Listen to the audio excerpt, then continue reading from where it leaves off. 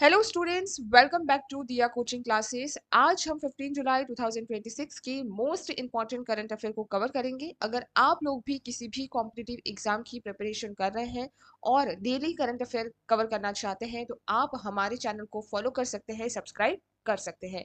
चलिए स्टार्ट करते हैं आज का सेशन। केंद्र सरकार ने हाल ही में सरकारी कर्मचारियों के लिए किस नई पेंशन योजना को पूरी तरह लागू करने के नए नियम जारी किए हैं? तो केंद्र सरकार ने हाल ही में सरकारी कर्मचारियों के लिए यूनिफाइड पेंशन स्कीम योजना को पूरी तरह से लागू किया है। ऑप्शन बी बिल्कुल करेक्ट होगा। केंद्र सरकार ने यूनिफाइड पेंशन स्कीम यानी यूपीएस को देश भर में पूरी तरह लागू करने के नए नियम जारी किए हैं। इस नई योजना के तहत सरकारी कर्मचारियों को उनके आखिरी 12 महीनों की औसत बेसिक सैलरी का 50% हिस्सा तय पेंशन के रूप में मिलेगा। इस योजना का पूरा फायदा उठाने के लिए कर्मचारियों के पास कम से कम 25 साल की नियमित नौकरी होना जरूरी किया गया है। स्टेटिक्स देखते हैं। पुरानी पेंशन योजना ओपीएस में कर्मचारियों की सैलरी से कोई पैसा नहीं करता था और पूरी पेंशन सरकार देती थी। नई पेंशन योजना एनपीएस को साल 2004 में शुरू किया था, जिसमें कर्मचारियों और सरकार दोनों का पैसा बाजार में निवेश होता है। भारतीय संविधान के अनुच्छेद 309 के तहत सरकार को सरकारी कर्मचारियों की भर्ती और उनके नियमों को तय करने का अधिकार मिला है। यूपीएस योजना में कर्मचारियों को महंगाई से हिसाब से पेंशन बढ़ने की सुविधा भी दी गई है। अगर किसी कर्मचारी की नौकरी के दौरान मृत्यु हो जाती है तो उसकी पत्नी या पति को 60% फैमिली पेंशन मिलेगी। इस नई पेंशन योजना में कम से कम 10 साल तक नौकरी करने वाले को भी न्यूनतम 10,000 रुपए महीने की पेंशन दी जाएगी। भारत में सरकारी कर्मचारियों को पेंशन का पूरा हिसाब किताब रखने का काम मुख्य रूप से सीएजी दफ्तर के नीचे होता है। यह नई योजना मुख्य रूप से केंद्र सरकार के उन सभी कर्मचारियों पर लागू होगी जो अभी एनपीएस का हिस्सा है। पेंशन से जुड़े मामले को देखने के लिए केंद्र सरकार का एक अलग विभाग है जिसे पेंशन कल्याण विभाग कहा जाता है। इस योजना को लागू करने से सरकार के खजाने पर आने वाले खर्च की जांच के लिए एक विशेष कमेटी भी बनाई गई थी। नेक्स्ट है, भारत और ओमान देश के बीच समुद्री नक्शों और सुरक्षा की जानकारी साझा करने के लिए किस समझौते यानी पैक्ट को अगले 5 साल के लिए बढ़ाया गया है? तो भारत और ओमान देश के बीच समुद्री नक्शों और सुरक्षा की जानकारी साझा करने के लिए हाइड्रोग्राफिक कॉपरेशन एग्रीमेंट को 5 साल के लिए और बढ़ाया गया है। Option A hydrographic cooperation agreement correct हो जाएगा। भारत और ओमान ने ओमान की राजधानी मस्कट में हुई एक बड़ी मीटिंग के दौरान हाइड्रोग्राफिक सहयोग समझौतों को अगले 5 साल के लिए बढ़ा दिया है। इस समझौते के तहत भारत और ओमान की नौसेना मिलकर अब अरब सागर और फारस की खाड़ी के रास्ते का समुद्री नक्शा तैयार करेगी। यह काम समुद्र में चलने वाले व्यापारिक जहाजों की सुरक्षा और उनके सही रास्ते को खोजने के लिए बेहद जरूरी माना जा रहा है।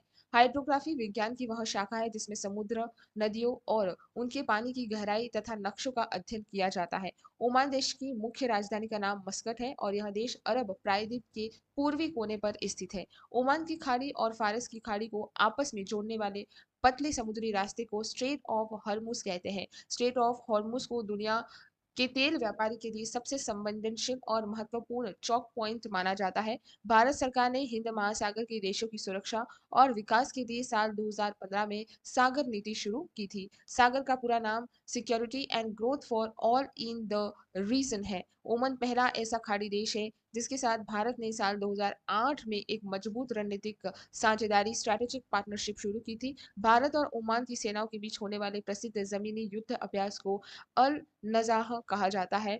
भारतीय नौसेना का मुख्य हाइड्रोग्राफिक दफ्तर उत्तराखंड के देहरादून में शहर में स्थित है। ओमान के पास स्थित दुक्कम बंदरगाह का उपयोग भारतीय नौसेना अपनी जहाजों को मदद के लिए करता है। नेक्स्ट, हाल ही में कोर्ट ने आदेश दिया कि स्पेशल मैरिज एक्ट 1954 के तहत शादी का रजिस्ट्रेशन वीडियो डिजिटल रजिस्ट्रेशन से भी हो सकता है। तो ये जो है वो हाई कोर्ट ने आदेश दिया है। ऑप्शन बी बिल्कुल करेक्ट होगा। हाई कोर्ट ने ये आदेश दिया है कि स्पेशल मैरिज एक्ट 1954 के तहत शादी का रजिस्ट्रेशन वीडियो कॉन्फ्रेंसिंग यानी डिजिटल रजिस्ट्रेशन भी हो सकता है। एक बड़े फैसले में हाई कोर्ट ने कहा कि स्पेशल मैरिज एक्ट 1954 के तहत शादी के रजिस्ट्रेशन के लिए दुल्हा दुल्हन का दफ्तर में खुद आना जरूरी नहीं है। कोर्ट ने साफ किया कि अब वीडियो कॉन्फ्रेंसिंग के लिए डिजिटल तरीके से शादी का रजिस्ट्रेशन कानूनी रूप से माना जाएगा। इस फैसले से विदेशों में रहने वाले एनआरआई और बहुत दूर रहने वाले जोड़ों को दफ्तर के चक्कर काटने से बड़ी राहत मिलेगी। स्पेशल मैरिज एक्ट यह 1954 में संसद द्वारा अलग अलग धर्मों के लोगों को बिना धर्म बदले शादी करने का अधिकार देने के लिए बनाया गया था। इस कानून के तहत शादी करने के लिए विवाह अधिकारी को कम से कम 30 दिन पहले एक लिखित नोटिस देना जरूरी है। भारतीय संविधान के अनुच्छेद 44 में पूरे देश के लिए एक समान नागरिक संहिता यानी यूनिफॉर्म सिविल कोड बनाने की बात कही गई थी। समान नागरिक संहिता का मतलब होता है कि शादी, तलाक और जमीन के मामले में सभी धर्मों के लोगों के लिए एक ही जैसा कानून हो। सुप्रीम कोर्ट के अनुसार अपनी पसंद के व्यक्ति से शादी करने का अधिकार संविधान के अनुच्छेद 21 के तहत जीवन के अधिकार का हिस्सा है। इस कानून के तहत शादी का रजिस्ट्रेशन होने के बाद कोर्ट द्वारा एक ऑफिशियल मैरिज सर्टिफिकेट जारी किया जाता है। साधारण पर्सनल लॉ जैसे हिंदू या मुस्लिम लॉ के मुकाबले इस कानून में शादी के लिए पूरी तरह से धर्मनिरपेक्ष यानी सेक्युलर होते हैं। वीडियो कॉन्फ्रेंसिंग के जरिए गवाहों की पहचान की जांच करने की जिम्मेदारी भी अब पूरी तरह डिजिटल कर दी गई है। भारत में शादी की कानूनी उम्र फिलहाल लड़कों के लिए 21 साल और लड़कियों के लिए 18 साल तय की गई है। इस कानून के तहत होने वाली शादियों के विवादों को सुलझाने का अधिकार केवल जिला अदालतों या फैमिली कोर्ट के पास होता है। जैव ईंधनों को बढ़ावा देने के लिए पेट्रोलियम और प्राकृतिक गैस मंत्रालय द्वारा किस योजना के दूसरे चरण को शुरू किया गया है? तो पीएम जीवन योजना का दूसरा चरण शुरू किया गया है। ऑप्शन बी बिल्कुल करेक्ट होगा। पेट्रोलियम मंत्रालय ने देश में बायोफ्यूजल यानी पर्यावरण के अनुकूल ईंधन को बढ़ावा देने के लिए पीएम जीवन योजना के दूसरे चरण को मंजूरी दी है। इस योजना के तहत खेतों में बचने वाली पराल और कचरे से दूसरी पीढ़ी का इथेनॉल यानी 2G एथेनॉल बनाने वाली फैक्ट्री को सरकार सीधे पैसे की मदद करेगी। इस मदद को तकनीकी रूप से वायबिलिटी गैप फंडिंग कहा जाता है, जिससे कंपनियां आसानी से नई फैक्ट्रियां लगा सके। पीएम जीवन का पूरा नाम जैव ईंधन वातावरण अनुकूल फसल अवशेषण निवारण योजना है। इस योजना की शुरुआत केंद्र सरकार द्वारा 2019 में की गई थी। भारत सरकार की राष्ट्रीय जैव ईंधन नीति के तहत साल 2025-26 तक पेट्रोल में 20% इथेनॉल मिलाने का लक्ष्य रखा गया है। पहली पीढ़ी का इथेनॉल यानी 1G इथेनॉल सीधे खाने वाली चीजें जैसे गन्ने के रस, मक्के या टूटे हुए चावलों से बनाया जाता है। वहीं 2G एथेनॉल खाने में इस्तेमाल न होने वाले कचरे जैसे धान की पराल, बांस और लकड़ी के बुरादे से बनता है। 3G जो एथेनॉल है वो पानी में उगने वाले विशेष शैवाल यानी एल्गी और गंदे पानी के पौधों की मदद से तैयार किया जाता है। पेट्रोल में एथेनॉल मिलने से कच्चे तेल का आयात कम होता है और गाड़ियों से होने वाला प्रदूषण भी काफी हद तक घट जाता है। वायबिलिटी गैप फंडिंग का मतलब होता है कि किसी अच्छे काम को शुरू करने में जो पैसे की कमी आ रही है उसे सरकार सीधे अनुदान देकर पूरा करती है। पराल को जलाने के बजाय इथेनॉल बनाने से किसान को अपने खेतों के कचरे भी अच्छी कीमत मिल जाती है। इस योजना को पूरे देश में संभालने की मुख्य जिम्मेदारी केंद्रीय पेट्रोलियम और प्राकृतिक गैस मंत्रालय की है। पुरातत्व विभाग एएसआई को हाल ही में राजस्थान के उदयपुर जिले की किस नदी घाटी से चालकोलिथिक पीरियड के बर्तन और औजार मिले हैं? तो पुरातत्व काल को राजस्थान के उदयपुर जिले के आयड़ या आहड़ नदी जिसे अहर रिवर बोलते हैं से चालकोलिथिक पीरियड के बर्तन और औजार मिले हैं। ऑप्शन ए करेक्ट हो जाएगा। भारतीय पुरातत्व सर्वेक्षण एएसआई को उदयपुर की आहट नदी घाटी से ताम्रपाषाण काल की बहुत पुराने काल और लाल रंग की मिट्टी के बर्तन मिले हैं। इसके साथ ही खुदाई में तांबे के बने कुछ प्राचीन औजार भी मिले हैं जो लगभग 4000 साल पुरानी यानी 2000 ईसा पूर्व के बताए जा रहे हैं। यह नई योज खोज यह साबित करती है कि सिंधु घाटी सभ्यता के समय राजस्थान के इस इलाके में तांबे का काम करने वाले ग्रामीण किसान रहा करते थे।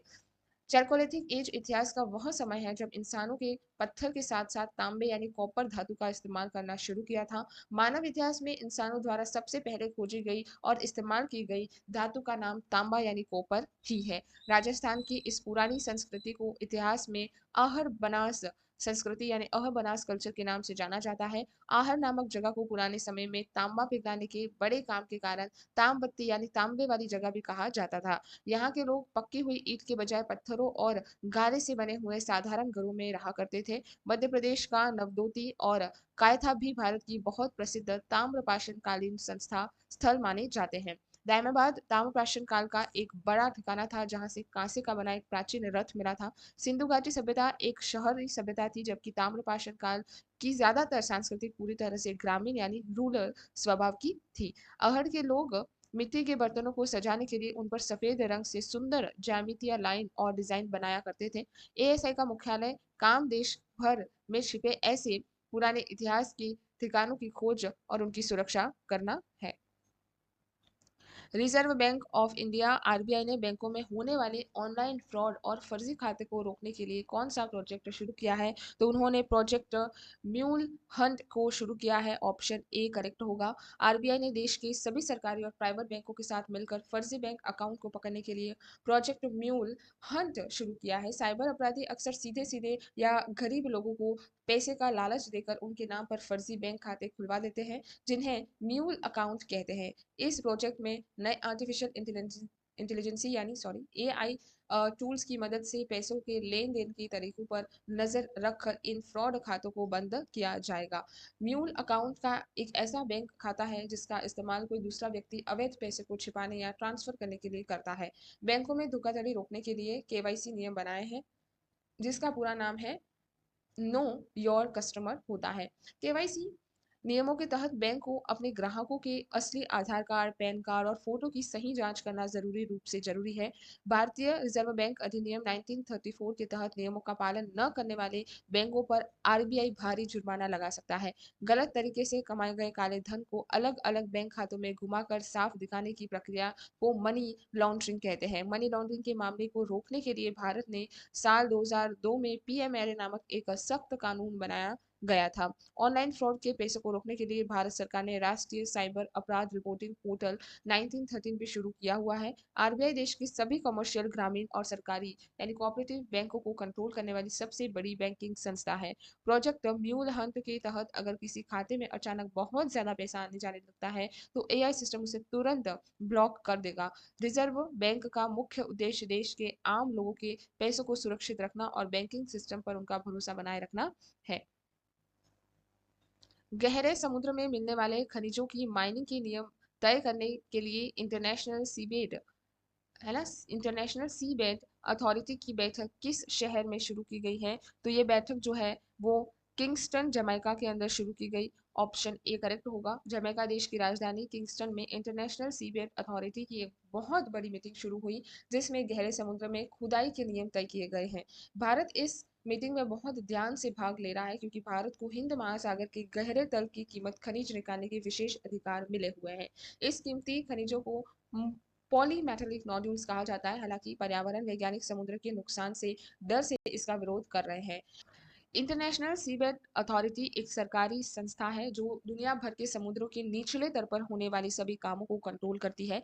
इस संस्था की स्थापना यह 1982 में संयुक्त राष्ट्र के समुद्री कानूनी समझौते यानी अनक्लॉज के तहत की गई थी। किसी भी देश के तट से 12 समुद्र मील यानी जिसे हम इंग्लिश में न्यूटिकल माइल्स बोलते हैं तक के पानी को उस देश का क्षेत्रीय समुद्र यानी टेरिटोरियल वाटर्स कहा जाता है। तट से 200 समुद्री मील तक के इलाकों को एक्सक्लूसिव इकोनॉमिक जोन यानी ईईजेड कहते हैं, जहां देश को मछली पकड़ने और खनिज खोजने का हक होता है। ईईजेड के बाहर खुले और गहरे समुद्र को हाई सी कहा जाता है, जहां बिना इंटरनेशनल अनुमति के कोई देश खुदाई नहीं कर सकता। पॉली मेटालिक नोड्यूल्स आलू के आकार के छोटे पत्थर होते हैं, जिनमें मैग्नीशियम, निकल, कोबाल्ट और तांबा जैसी बेहद कीमती धातुएं पाई जाती हैं। भारत को सेंट्रल इंडियन ओशन बेसिन में लगभग 75,000 वर्ग किलोमीटर इलाके में इन नोड्यूल्स की खोज का अधिकार मिला है। गहरे समुद्र में खुदाई करने से वहां लाखों सालों से रह रहे अनोखे जीवों और उन पर डीप सी इकोसिस्टम के पुराने तरह नष्ट होने का खतरा है। जमैका कैरिबियन सागर में स्थित एक सुंदर द्वीप देश जिसकी आधिकारिक राजधानी किंगस्टन है। भारत सरकार ने गहरे समुद्र की रिसर्च के लिए अपना खुद का एक बड़ा डीप ओशन मिशन भी शुरू किया है।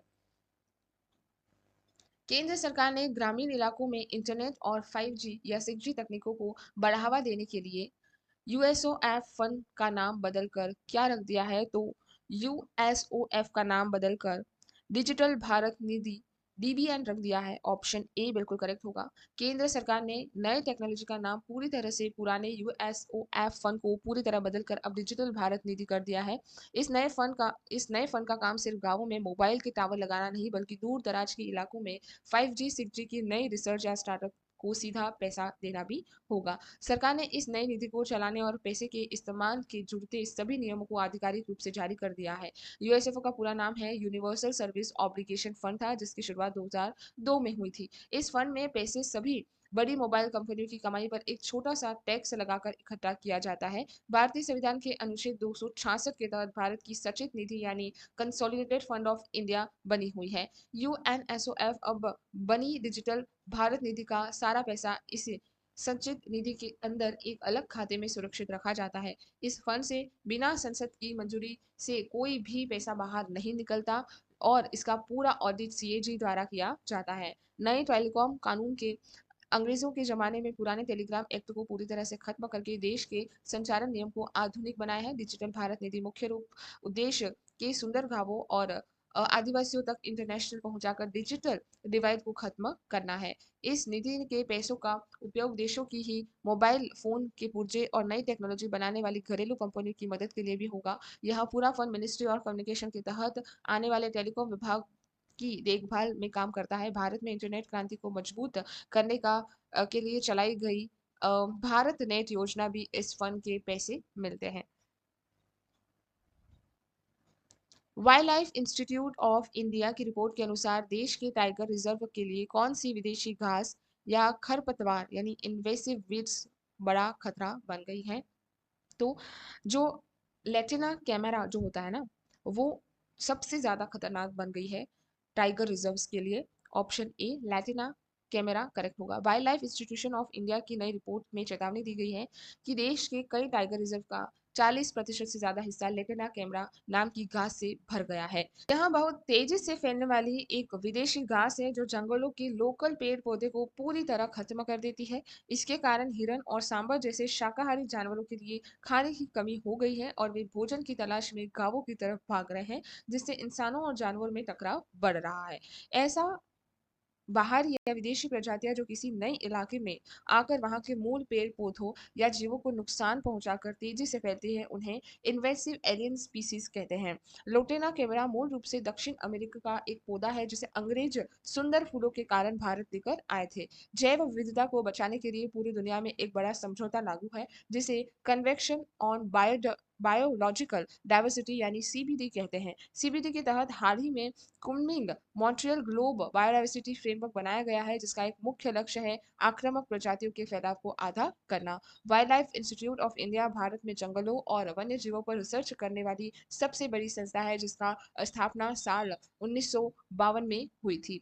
Wild life institute of India का मुख्य मुख्यालय उत्तराखंड के देहरादून शहर में स्थित है। यह घास इतनी घनी होती है कि उगने के बाद नीचे कोई दूसरी घास या छोटे पौधे नहीं उग पाते, जिससे शाकाहारी जानवर का पेट नहीं भरता। यह शाकाहारी जानवर कम होते हैं तो बाघ और तेंदुए भी शिकार की तलाश में जंगलों से बाहर निकलकर इंसानी बस्तियों में आने लगते हैं।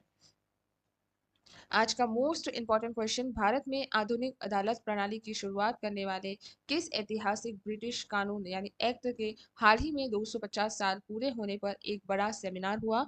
तो यहाँ पर रेगुलेटिंग एक्ट 1773 के 250 साल पूरे होने पर एक सेमिनार रखा गया था। ऑप्शन ए करेक्ट होगा। सुप्रीम कोर्ट, बार एसोसिएशन और कानून मंत्रालय ने भारत की आधुनिक न्याय प्रणाली के इतिहास को लेकर एक बड़ा नेशनल सेमिनार आयोजित किया है। इस सेमिनार में प्रसिद्ध रेगुलेटिंग एक्ट 1773 के ऐतिहासिक प्रभाव पर चर्चा की जिसने भारत के कानूनी इतिहास को पूरी तरह बदल दिया था। इस कानून के तहत अंग्रेजों ने भारत में पहली बार एक सुप्रीम कोर्ट की नींव रखी थी जिससे देश में अदालतों का काम शुरू हुआ।